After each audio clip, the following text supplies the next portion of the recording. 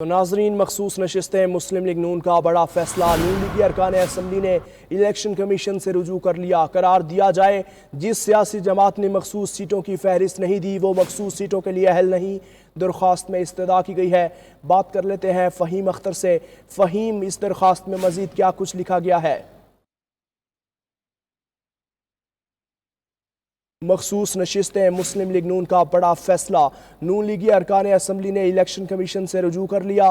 करार दिया जाए जिस सियासी जमात ने मखसूस सीटों की फहरिस्त नहीं दी वो मखसूस सीटों के लिए अहल नहीं है।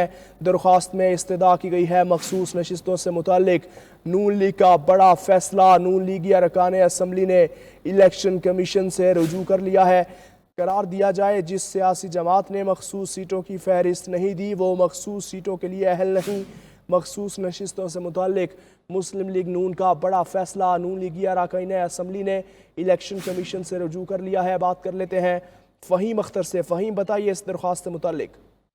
देखिए, मखसूस नशिस्तों से मुताल्लिक इलेक्शन कमीशन ऑफ पाकिस्तान में इस वक्त मशावरत का अमल जारी है और सुप्रीम कोर्ट के फैसले पर अमल दरामद करना है या नहीं करना। ताहम मुस्लिम लीग नून ने इलेक्शन कमीशन ऑफ पाकिस्तान से रुजू कर लिया है और इसमें ये इस्तदा की गई है कि करार दिया जाए कि जिस सियासी जमात ने मखसूस सीटों की फहरिस्त जमा नहीं कराई वो मखसूस नशिस्तों के लिए अहल नहीं है और जिन उम्मीदवारों ने इंतखाबात में पार्टी वाबस्तगी जमा नहीं कराया उन्हें डिक्लेयर किया जाए कि उनको मखसूस नशिस्तें नहीं मिल सकती। जबकि दरख्वास्त में कहा गया है कि पार्लियामेंट ने इलेक्शन एक्ट में तब्दील कर दी है। पार्लियामेंट ने मौसर करार दिया है और तरामीम के मुताबिक एक मरतबा वाबस्तगी जमा कराने वाले जो सर्टिफिकेट है वो तब्दील नहीं हो सकता। इलेक्शन एक्ट के मुताबिक फहरिस्त जमा न कराने वाली जमात मखसूस नशिस्तों के लिए अहल नहीं है, इसलिए जो नशिस्तें हैं वो बाकी सियासी जमातों को जो पहले इलेक्शन कमीशन ने फैसला दिया था वो बरकरार रखा जाए।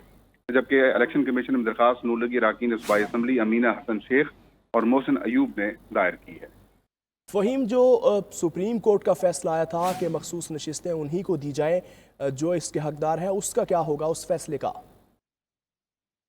देखें, उस फैसले के ऊपर इलेक्शन कमीशन ऑफ पाकिस्तान में मशावरत का अमल जारी है और अब इलेक्शन कमीशन ने इसके ऊपर जो है वो एक लीगल एक्सपर्ट से एडवाइस भी मांग रखी है, उसके ऊपर मशावरत जारी है। ताहम अब मुस्लिम लीग नून ने पहले सुप्रीम कोर्ट ऑफ पाकिस्तान में नजरसानी अपील दायर की थी।